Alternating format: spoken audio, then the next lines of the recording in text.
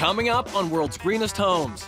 In Atlanta, how can something so grand be so green? It's crushed and mixed and poured. It looks like limestone, but it's even more economical than using limestone. So Yeah, it looks like it and it feels like it.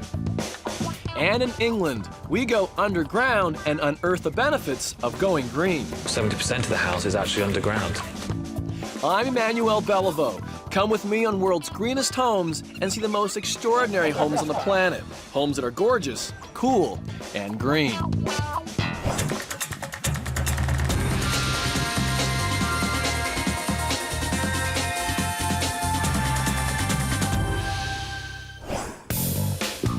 The American South is loaded with history and nostalgia. But more than any other city in the South, Atlanta, Georgia prefers to look forward rather than back. And that's the location of our first house. This is Buckhead, a Shishi area of Atlanta. It's here that one couple built one of the largest eco-homes in the U.S. From outside, it's like any old Tudor mansion might look. And that's exactly what these eco-obsessive homeowners wanted. For such a traditional Tudor home, it's hard to believe it's only a year and a half old. But this 6,200 square foot home reflects a new wave of eco-building that doesn't look like eco-building at all. This home is able to produce around half of its energy needs. Proof that you can have a big traditional home and still be green. Laura Turner Sidell, a self-proclaimed eco-activist, and Rutherford Sidell, an environmental lawyer, live here with their children, John R., who's 15, Vassar, 13, and Laura Elizabeth, 10.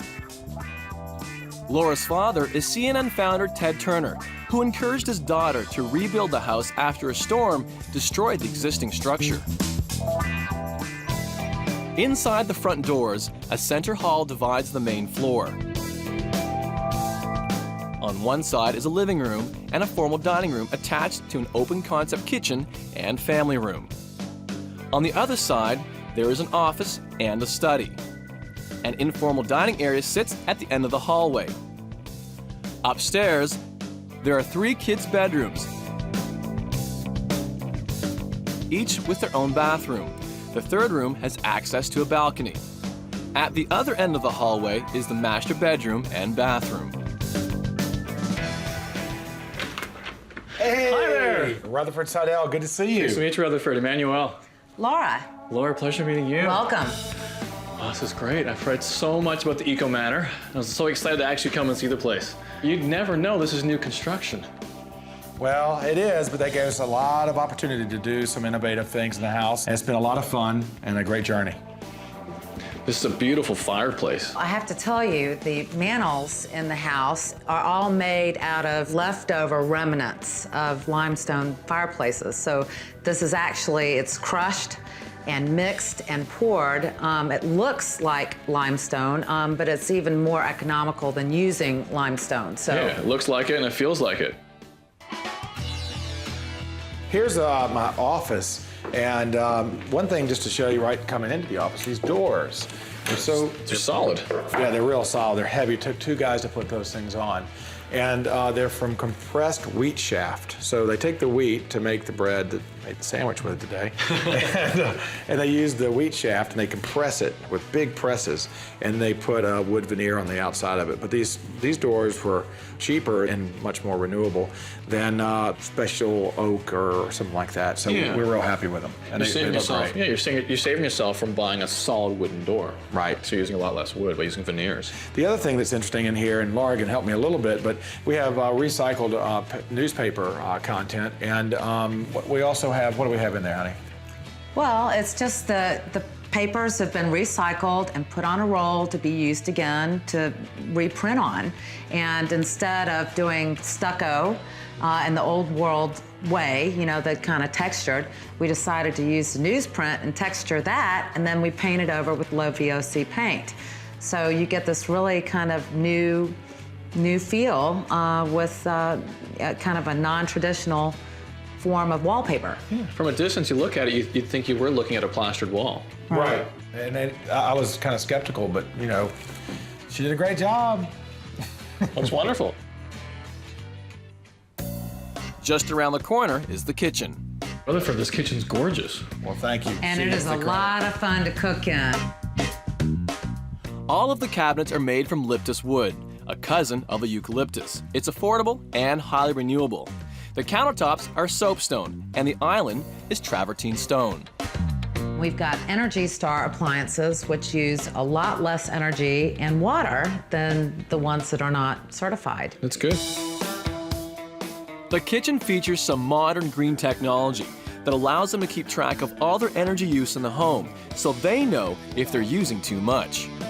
For example, yesterday we had $4.60 worth of solar that we produced, and then we burned $20.30 worth of power. The orange depicts the graph of the power, and the green is the solar. So a lot of different things come up on the screen, and we can manage our water supply and everything from here, and see our weather too. Well, this is a great open concept space, and we can see into your main room. Why don't we head over there? Well, this is a beautiful family room. Well, thank you. We hang out in here a lot. We've really tried to make it very comfortable and laid back. All of the carpets in the house are made from natural fabrics and dyed with vegetable stain. And the drapes, all natural, chemical-free fabrics as well.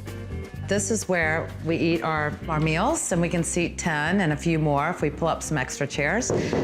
I know this Is that galvanized steel? That's exactly what it is. We gave a antique base a new life by adding the top. What a great idea. I've actually never seen a formal dining table that's in galvanized steel before. Well, you don't have to worry about spills, that's for sure.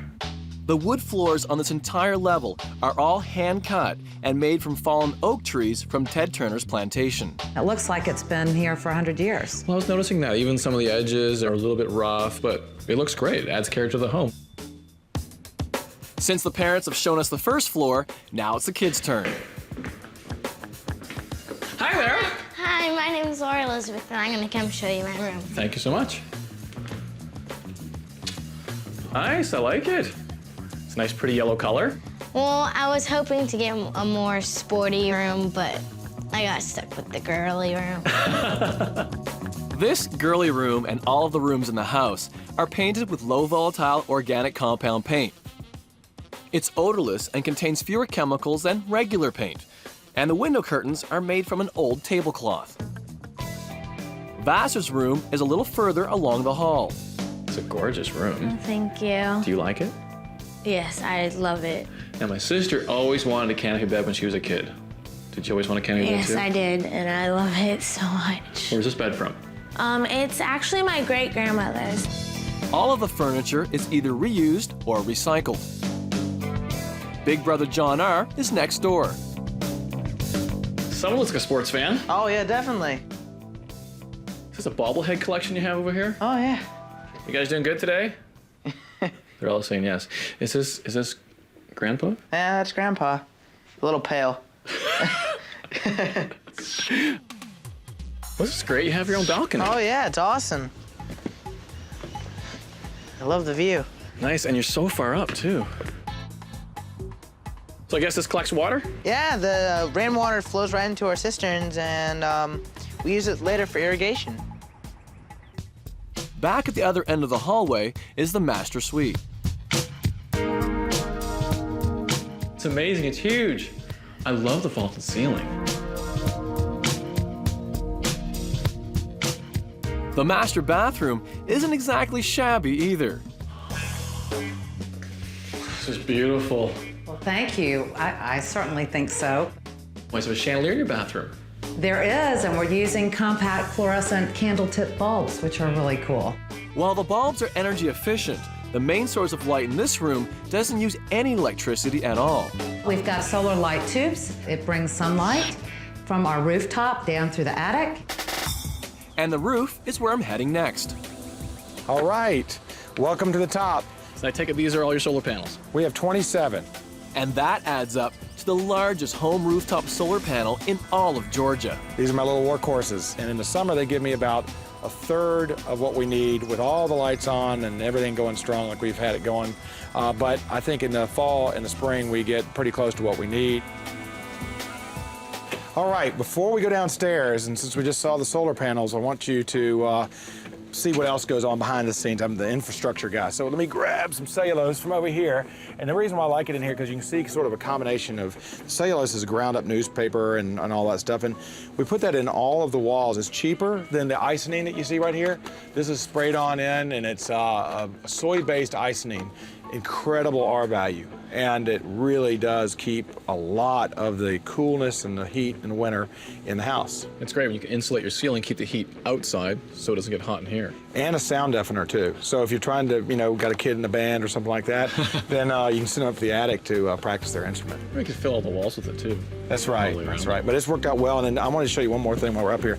These are the solar tubes, the other part of the solar tubes, and nothing special. They look sort of like a duck, but you can see these are the ducks, and these are the solar tubes. So these kind of come down and then go into any space in the interior room, and you saw the bathroom earlier, and so that really does provide us with a lot of nice natural light. Well, right now we're above the bathroom. Yes. And the orientation of the sun, was that an issue with establishing where your bathroom should go? Yes, I'm glad you asked, because on the east side, the southeast side of our house, where we get most of our morning sun, that's where, you get up in the morning, you shave, and Laura puts on a little makeup, and we head on out to do what we do during the day. And so in the morning, it's more important to have light, and we have to use light in the bathroom because we didn't have any windows in that bathroom. And so we were able to get natural light, and really Laura wanted a window, and I wanted solar tubes, so I said, I promise it'll be as light as it would be otherwise, and she's real happy with it. Good, and it works just fine. Absolutely. My 90-year-old granddad, who lives right down the street, was the one who gave me this idea. He had them on his porch. He's had them there for 15 years. Oh, that's a great idea. Excellent solution. And finally, we head down to the backyard. It's a great All right. backyard. Well, you're standing on top of a green roof. This is the garage. Oh. And so we have a 3-car garage. This used to be a driveway that came up to here. We dug it out, made it a garage, and we put this green roof, which actually ends up being absolutely level with our yard. You didn't touch anything back here, and you can hear all the birds chirping. Obviously, they enjoy your backyard. We planted one tree, and so we're net positive one tree on the property. So you didn't cut any trees down? No. But they did plant one special tree to replace the 200-year-old oak tree that fell on the original structure. That really told us, divine intervention, what we needed to do. And that was to build a greenhouse and give back. And so that's what we did. And we planted this tree right here to represent the next generation of arborists. Of course, all the water you collect off the roof in your cistern, you irrigate all this property with as well. That's right. Well, the gray water. Mostly, again, the water off of the roof goes to the toilets. Right. And then, the rainwater. Because remember, little kids get in and sometimes drink out of a toilet, and so do dogs. And so most city codes require that you have drinkable water in your toilets. And so that's how we got around that. We put a UV system on it and on the rainwater, and it purifies it. So I see. You know, it's and then the interesting. gray water irrigates our backyard. Yes. From the Right, from the showers showers and tubs that we the don't sink take as well? tub baths, but From the yes. sinks in the bathrooms? Yes. And not the sink in the kitchen or Right. your I was thinking dishwashers, not the sink in the but your kitchen, but all the laundry. ones. Also, the gray water from the laundry, which is a lot of And there's water. a lot of water that comes from washing clothes. Yeah, Yeah. that's right. The only reason why we didn't do the kitchen is because of food waste and things like that. So, but every other sink and also the bathroom sinks and the showers. Laura and Rutherford have built a luxurious Tudor manor, and they've created a healthy home for their kids. And in doing so, they've set an example for their children and passed on their passion for green living.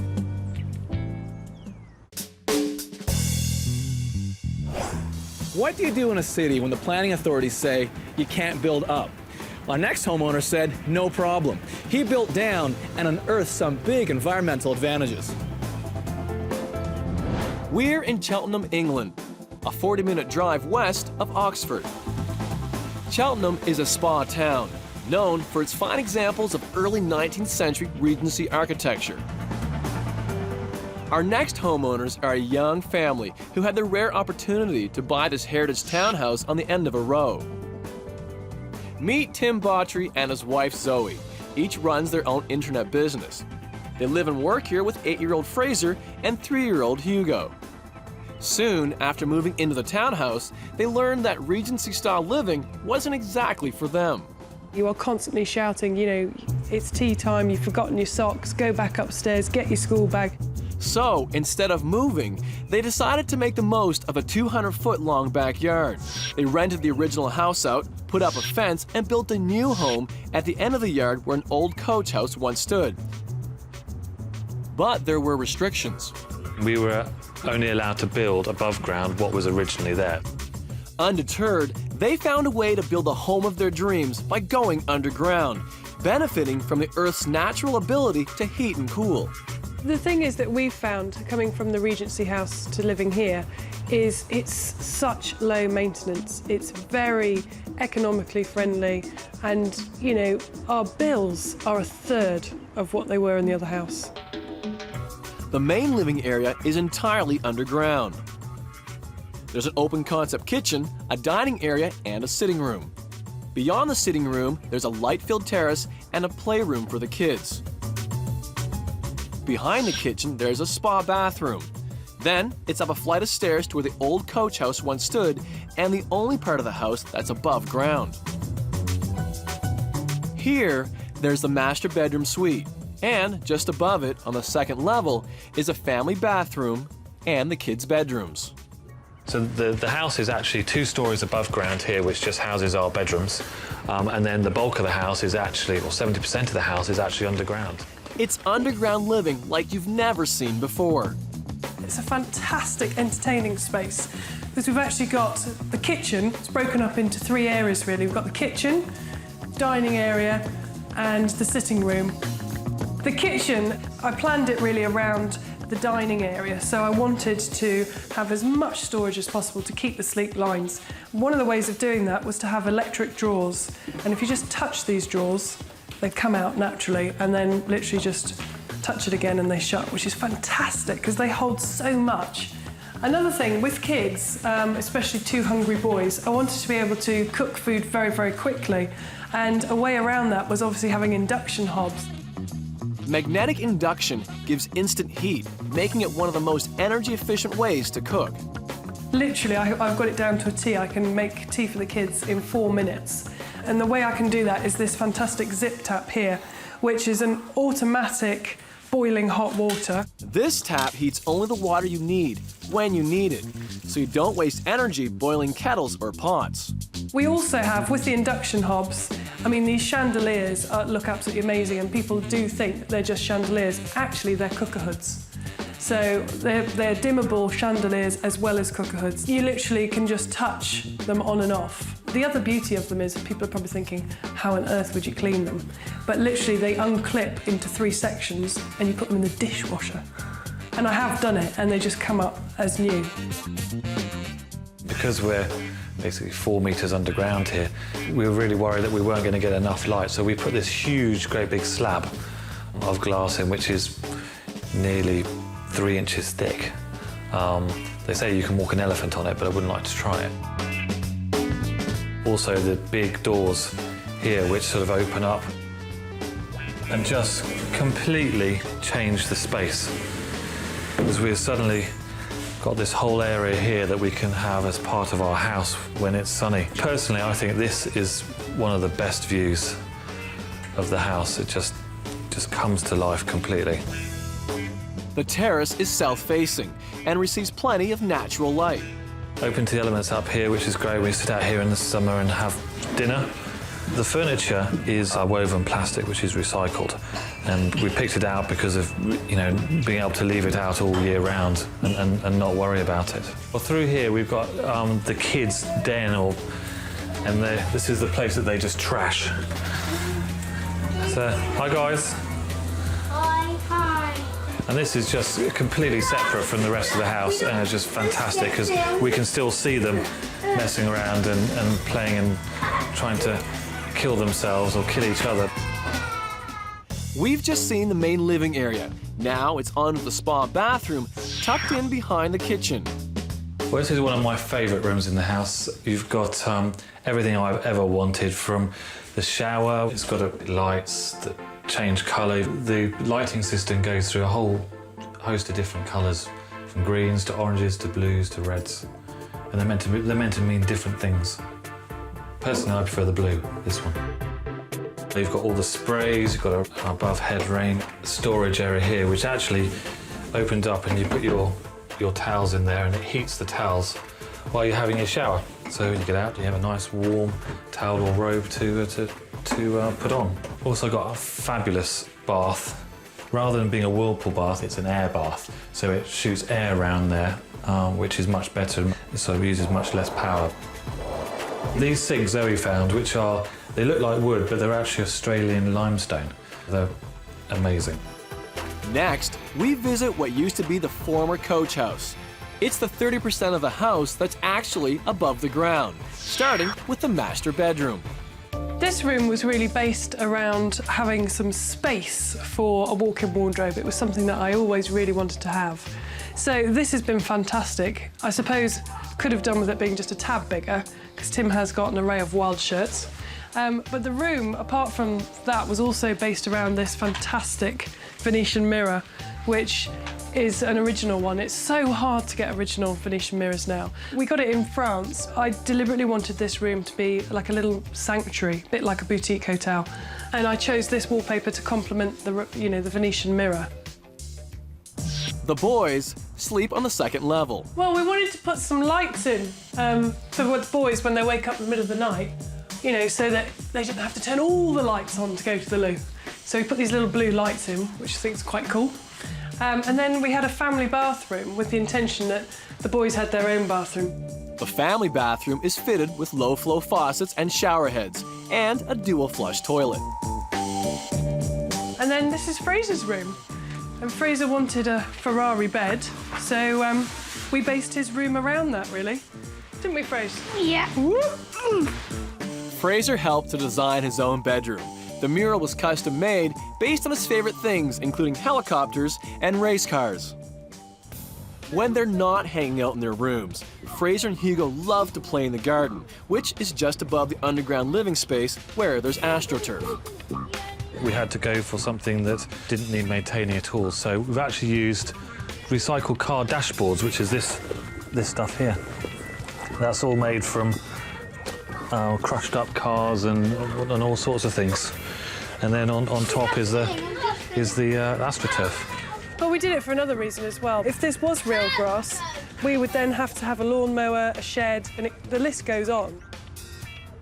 As you come out of the master bedroom, we wanted to have, because the sun is so drenched here, we wanted our own deck. The deck is made of ipe, a sustainably grown hardwood from Bolivia. This is a sort of a click system, an eco deck, and literally you just click it in. Anybody could do this deck, which is why we did it, really, because we put it down in less than a day, didn't we? Yeah. So almost like a sort of laminate system, but better. In every way imaginable, building a house underground has worked out for this young family.